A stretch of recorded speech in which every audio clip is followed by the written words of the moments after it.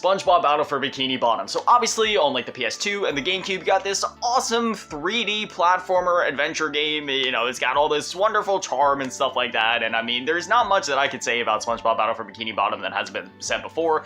Obviously, you collect the shiny objects, which will let you unlock certain doors, and then you get the golden spatulas, which will let you into other areas of the game, so you can keep progressing, you fight bosses, talk with characters, take on challenges, stuff like that. Just like, you know, your PS2/GameCube typical 3D platformer. So let me just say that era of like collectathons and platformers really needs to come back. Again, I might be biased because I grew up with a PS1 and grew up through the whole PS2 generation, but I'm just saying right now, like those 3D platformers and collectathons, whether it be something like Crash Bandicoot or something like Spyro, which is more on like the collecting side of things, I just miss all the games from that era, like Ty the Tasmanian Tiger, Cal the Kangaroo, Vex, Blinks the Time Sweeper. Like, I could go on and on. There were so many amazing games from that era. Both huge games like Battle for Bikini Bottom, and also smaller ones like some of the ones that I just mentioned. Like, just that genre needs to come back. Like, give me Gex, give me all that stuff. But then on the Game Boy Advance, we have a kind of, it's like a level-based kind of collectathon-based thing. So basically, in the Game Boy Advance version, you're gonna be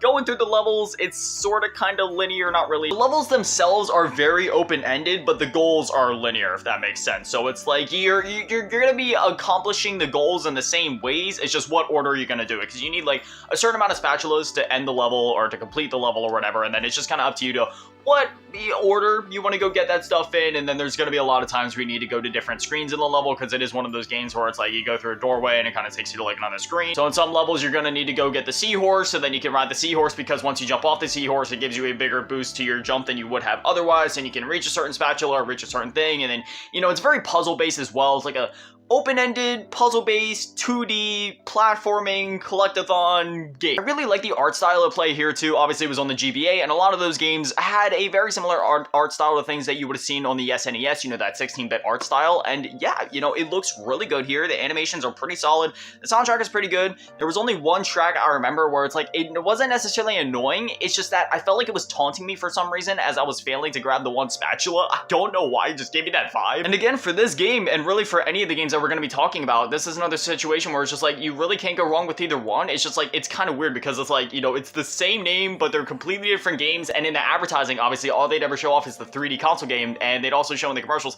this is coming out on PS2 and GameCube and the Game Boy Advance. And then it's like, whoa, that's coming out on Game Boy Advance, but they never show you footage of the Game Boy Advance version. They just show you version of the PS2 and GameCube version. Then you get the Game Boy Advance version. It's like, oh, this is different, but it's still fun in its own way. And I remember that happening to me so many times back in the day, especially with this game. Like, this actually was one of those games where I popped it in, I was like, oh, this isn't the Battle for Bikini Bottom I have on my PS2, but I still love it.